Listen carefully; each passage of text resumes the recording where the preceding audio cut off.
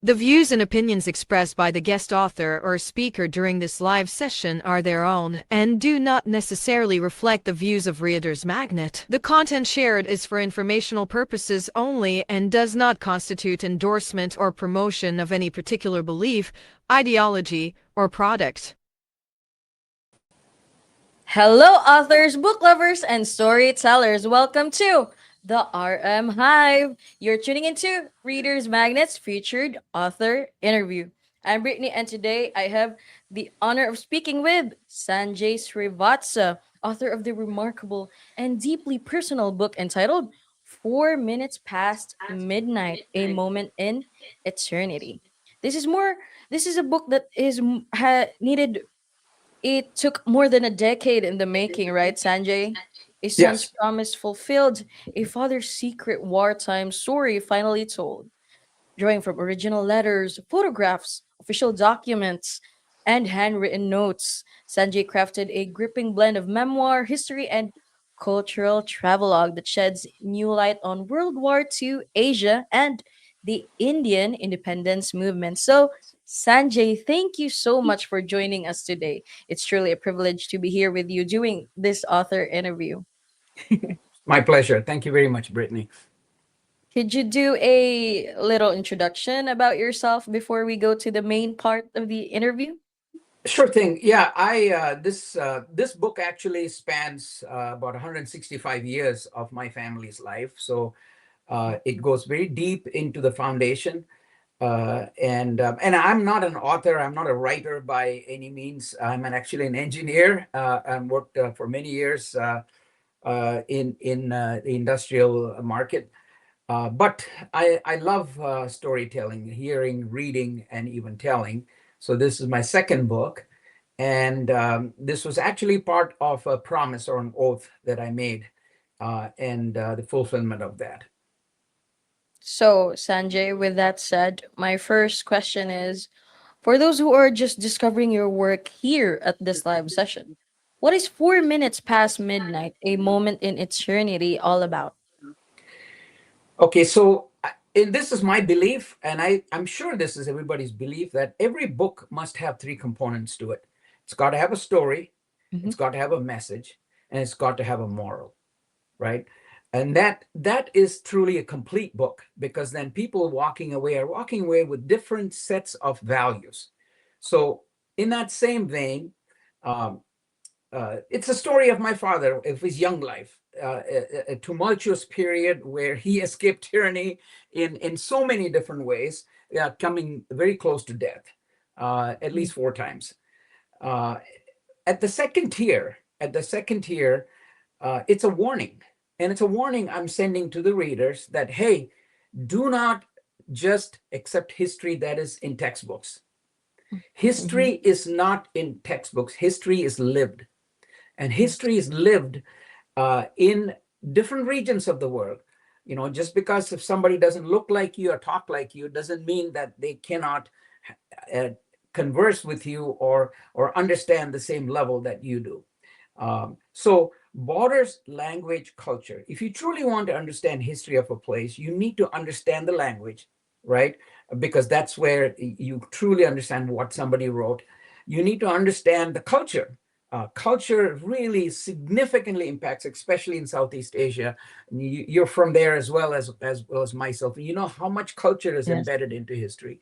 And last but not the least, the borders. Borders have been moving back and forth, and every time it moves, it creates history.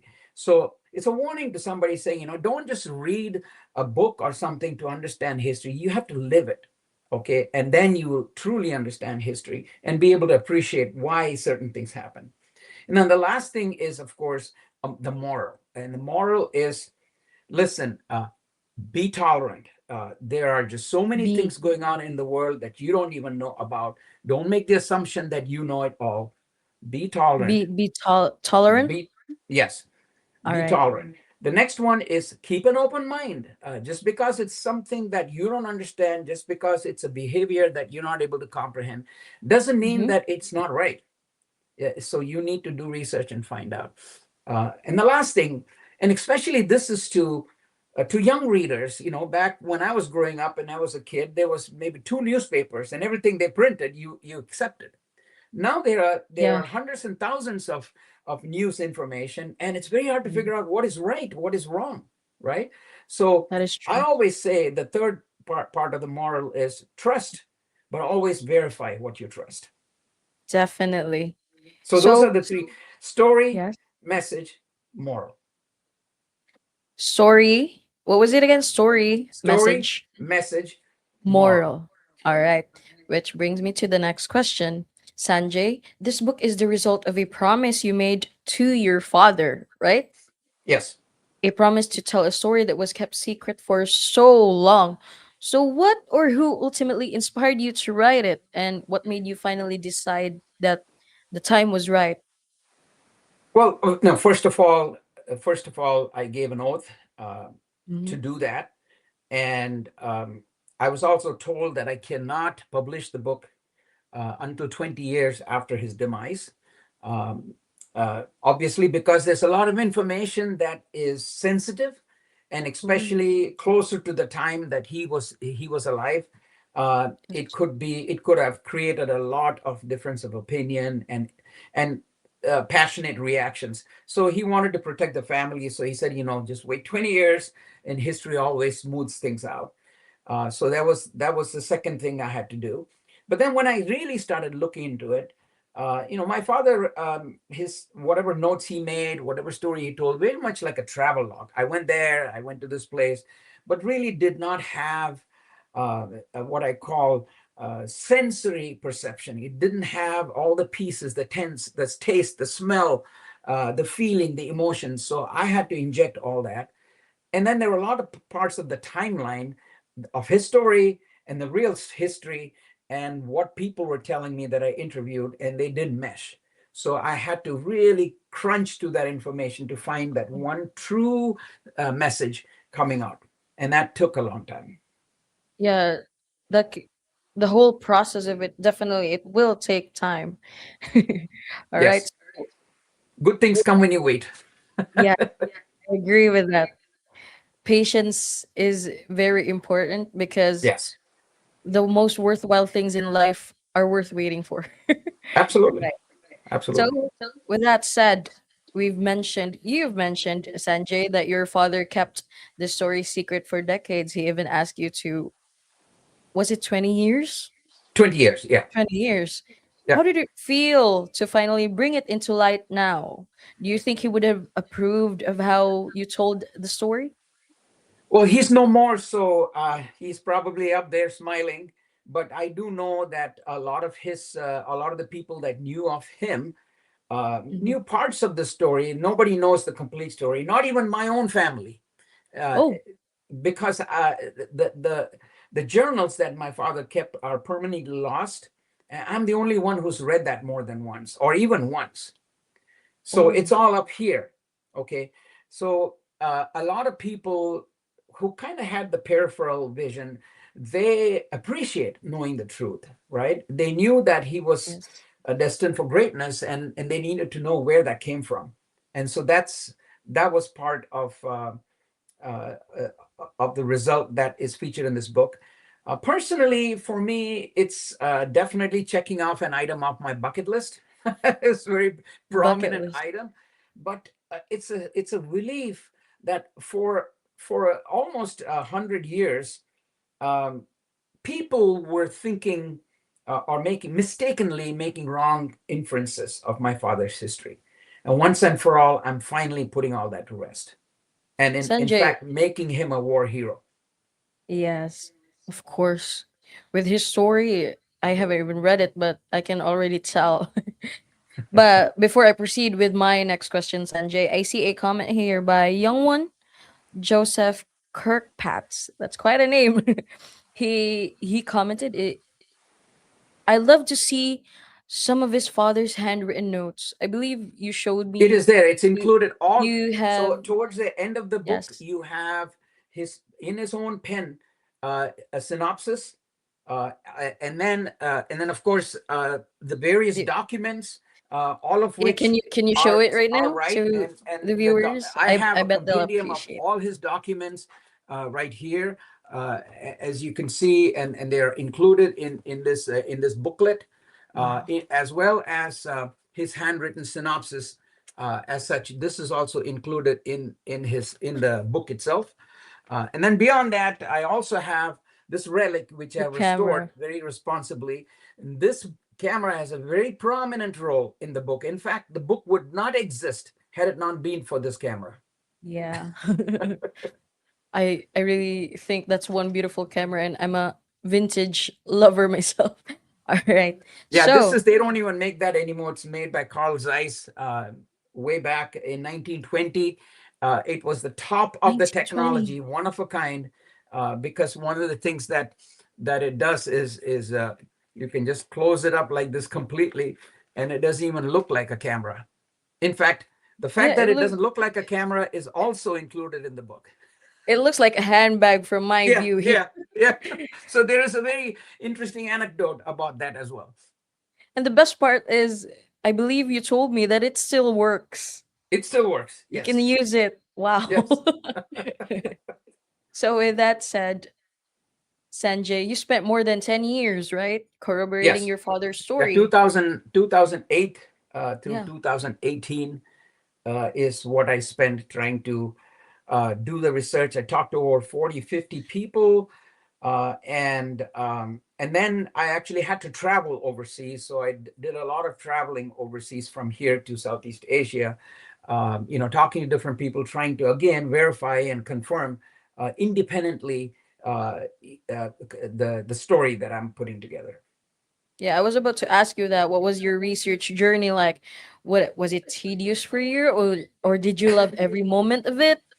What Well, tell us. listen, you don't do anything that you don't love, right? That's Yes. that's one thing I've always maintained. And if it's a task that you don't like, you better start liking it because you need to do it.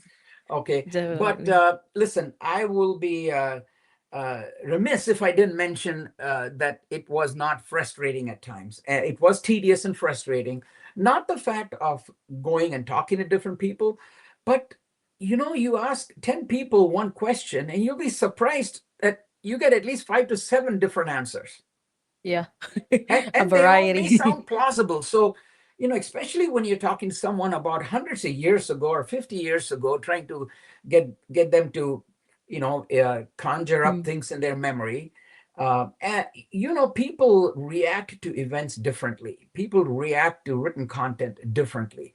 And then people store that information in their brains differently. Mm. Mm. Case in point, my sister and I, who have been very close together all our lives, we will remember very important events, but the dates may be wrong, and maybe the content may be wrong because we have taken that information differently. So that the big Yeah. problem Mm. for me was everybody had a different view, and I had to combine all of those, crystallize and condense all of those to one common view that did not oppose the others. And to And get that approach yes. was painful. And to find out which is actually true. Well, they're Right? all true Yeah. in a way. Yes. It's Brittany, just that. it, Yes. it's it's like, if I'm and I just used this euphemism when I was at the London Book Fair, and somebody Mm-hmm. liked it, and across the street there was this lovely little cafe that made one hell of a leek soup, right? Leek And soup. leek soup, All uh, right. potato leek soup. And I loved it so much, so I asked them, my God, this tastes amazing, what's in it? They say a whole bunch of ingredients.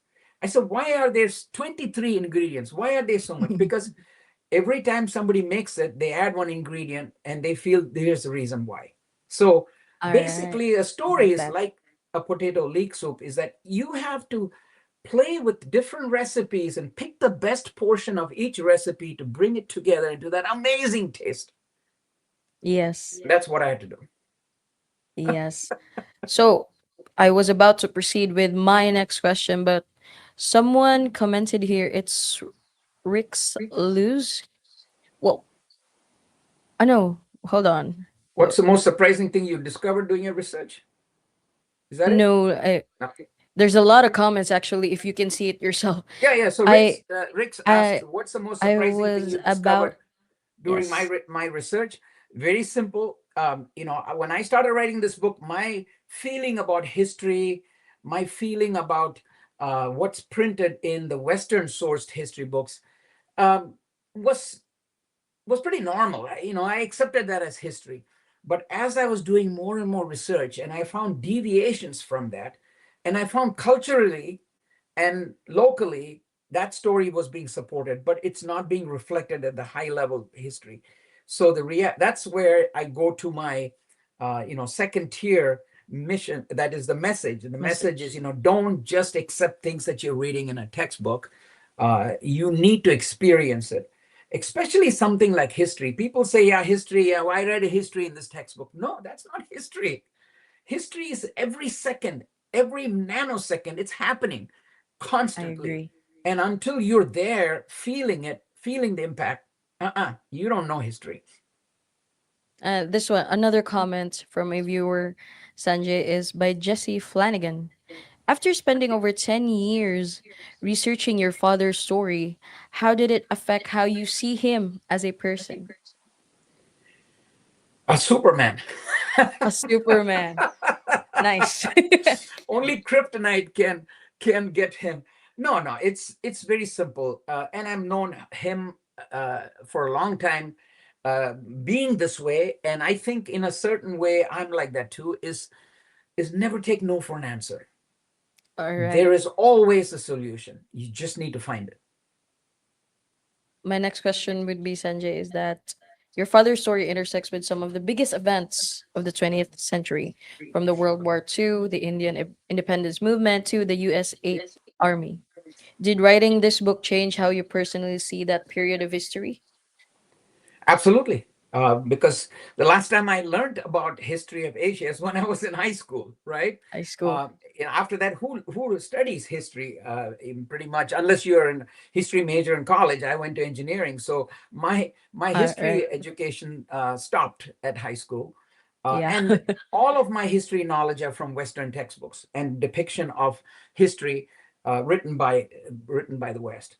And so as I was writing this book, I began to realize that, okay, it can be a source, but you need to dig a lot deeper if you truly want to understand the fabric, how the fabric of time has played itself into the saga that is unfurling in Southeast Asia. Yes. So your father's story clearly left a profound mark, Sanjay. Are you planning to write a sequel or another book for Well, I this? do have two other books in plan. It's at Ooh. this point, it's not a sequel. However, my father's story doesn't end with this book, and a lot of people have asked me, you need to continue. So we'll see. It depends, how this book is accepted in the market, how people like it. I am getting some very very good reviews. I'm uploading all of those on my website at sanjaynet.com. And well, I'm looking forward to my future projects. Also, I want to ask you this question, Sanjay. What do you think is the difference between a writer and an author? Okay, so a writer tells the story right. So that Mm-hmm. means making sure the punctuation, making sure the pagination, making sure that the paragraph marks are all correct, proofread, no spelling mistakes. So a writer tells the story right, but an author tells the right story. Wow. Yeah. I like that. Last but not least is I want to know what was your favorite line from your book? Well, there are several. Go on. Unfortunately, the first, second are spoiler alerts. If I read that line, it's going to blow up, the mystique in the early parts of the book. So I Oh, will read my third favorite go uh, on. line, which was on page 297. Um, Prosecutor Reeves rereads my charges and sentence ending with, "And you shall be hanged at 4 minutes past midnight tomorrow until you're dead, dead, dead." While the words echo throughout my cell, and for that matter, the entire block. The import of the declaration escapes me, but not so in cell block 10. Everyone is sensitized and emotionally triggered when an inmate is read their crime and sentence, ending with the archetypical sentencing vernacular, which means dead, dead, dead. A roar of human voices initiates outside my cell, and the entire block reverberates with loud clangs of metal articles being dragged across the bars in unison, and the inmates screaming, Hindustan Zindabad. That means long live India. Long live India. Wow. That was heavy, but It is heavy. yes. There are parts that I had four authors, and my wife also, three authors. My wife proofread the book, and they said that there were parts that they had to put it down a little bit to let everything soak in. Yeah, And even that me. that was actually my mission, is that when I write about uh, bad things, I really want to make sure that the person, even in the English in the book, is not today's English. I painstakingly made sure that the English that was used was the British colloquium used in British Malaya at that time. Few people, Ooh. especially young, have called and told me, Sanjay, I find it hard to read this book. I said, yes, because I want you to get into a time machine, your Yeah. senses, your vision, your hearing, your taste, everything tuned to that time period. To really understand how my father suffered, you need to get into this time machine, right? And so that's why there are poor parts that are quite painful to read, but at the same time, I also make sure that people understand the technology of the time. And so there's a lot of references to that.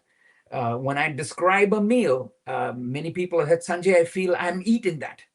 And, Yeah. so, and then I've used engineering in writing this book. There were several situations that the Really? timeline How the so? timeline of my father did not match the information, the research I was getting. All There were right, yeah. breaks in the timeline. Also, his journey, how he described his journey, was not plausible based on the technology available. So I ended up using engineering and calculus to come up with different options of what could have happened, and then pick the one that made the more sense. From what you've said, what I really like is how you chose to make it the English version that I'm at a loss for words. It's about how you made sure it's accurate Yes. during its time because after all it's history. Yes, it's accurate to the period between 1920 and 1947 in British Raj. I really appreciate that. So Sanjay, we're about to wrap up. Where can our viewers get a copy of 4 minutes past midnight, a moment in eternity?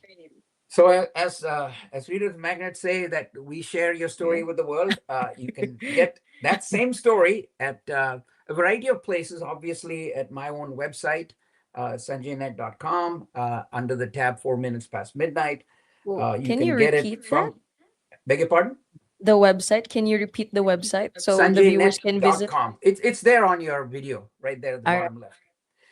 And you can get it on Reader's Magnet Mm-hmm. website. You can get it on online platforms such as Amazon and Barnes and Noble, and a All few right. other locations. But I think those four will definitely provide enough interested people to be able to download an e-copy or buy a hardbound paperback. All right. So everybody who's watching right now, you heard it from Sanjay himself. You can get a copy of 4 minutes past midnight, a moment in eternity on Amazon, Barnes and Noble, or at our bookstore, the Reader's Magnet bookstore, or just simply visit his website. So, Sanjay, thank you so much for joining us today. And we really appreciate your dedication in sharing your father's story, honoring it. It's a testament to the power of love, history, and, of course, the written word. So, I'm very sure that the viewers are inspired right now. So that's a wrap on today's featured author interview. To our wonderful audience, again, thank you for tuning in to